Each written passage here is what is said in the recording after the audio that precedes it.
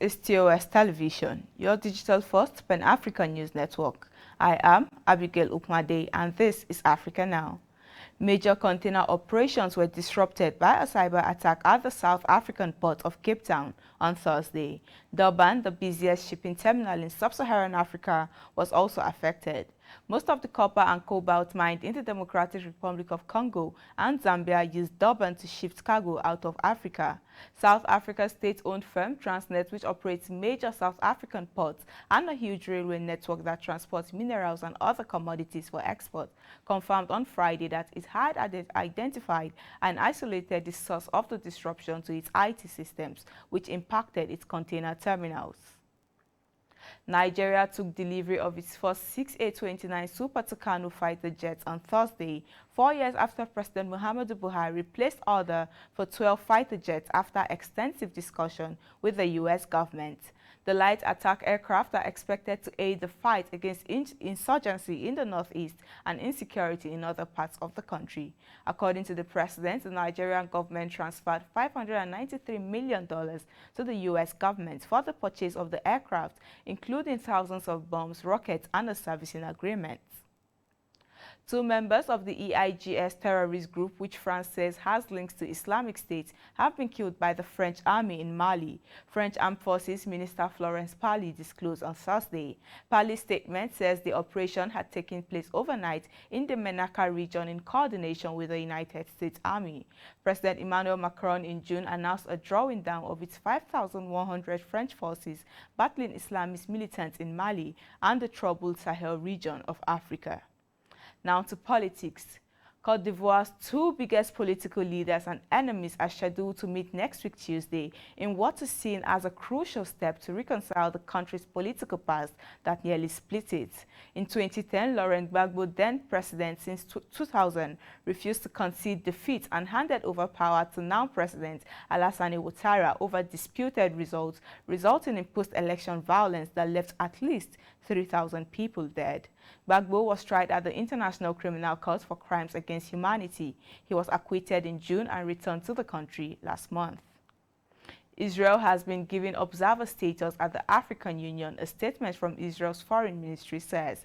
Israel was an observer member of the Organization of African Unity, which was disbanded in 2002 to make way for the AU. Following the formal establishment of Israel's observer status with the African Union, the parties will be able to cooperate, among other things, in the fight against coronavirus and the prevention of the spread of extremist terrorism throughout the continent. This is your digital-first Pan-African news network, TOS Television. You are watching Africa Now. We move to business after the break. Do stay tuned.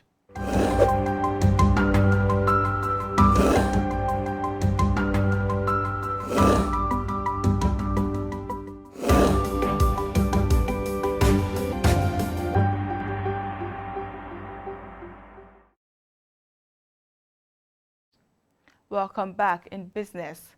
The value of point sales POS transactions made in Nigeria jumped to 3.01 trillion naira in the first half of 2021, with a total volume of 462.11 million transactions in the same period. This is according to the report released by the Nigeria Interbank Settlement Systems for the month of June 2021.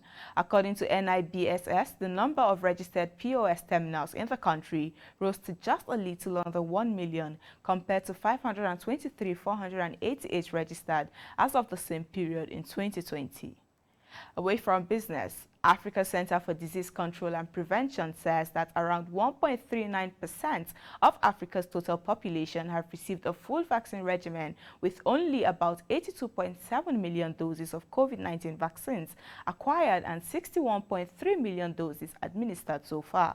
In its weekly news briefing, the Specialized Healthcare Agency of the African Union adds that the overall positivity rate in the continent was 11.1%. Data also show that more than 57 million COVID-19 tests have been conducted in country so far. Tanzania's main opposition party says its arrested leader and other members will be charged with acts of terrorism.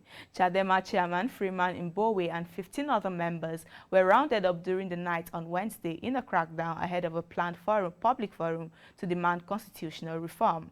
The region's police commander says Mbowe is safe in the Central Police Station in Dar es Salaam, the capital city. Rights groups are urging car manufacturers to do more to address abuses in their aluminium supply chains, including the destruction of farmland, damage to water sources, and excessive greenhouse gas emissions that affect communities in Africa, Asia, and South America. Car companies used a fifth of all aluminium consumed worldwide in 2019 and are forecast to double their consumption by 2050. A government study in 2019 projected that over the next 20 years, bauxite mining would remove about 858 square kilometers of agricultural land, destroying some 4,700 square kilometers of natural habitat in Guinea. Overall, aluminium product is responsible for about 2% of global greenhouse gas emissions. Rwanda plans to upgrade its technical and vocational training by issuing degrees instead of an advanced diploma to increase enrollment and bolster students' employment prospects. According to Rwandan Prime Minister on Thursday, the government will introduce scholarships for students in vocational schools. In 2020, nearly 100,000 students were studying at vocational and technical schools in the country, and 70% of graduates in 2019 were employed within 6 months of finishing school, official figures showed. And that is Africa Now. For more updates, do visit our website at www.TOSTVNetwork.com.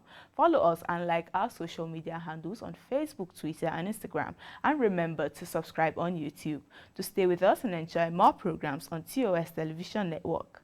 I am Abigail Ukmade. Many thanks for watching.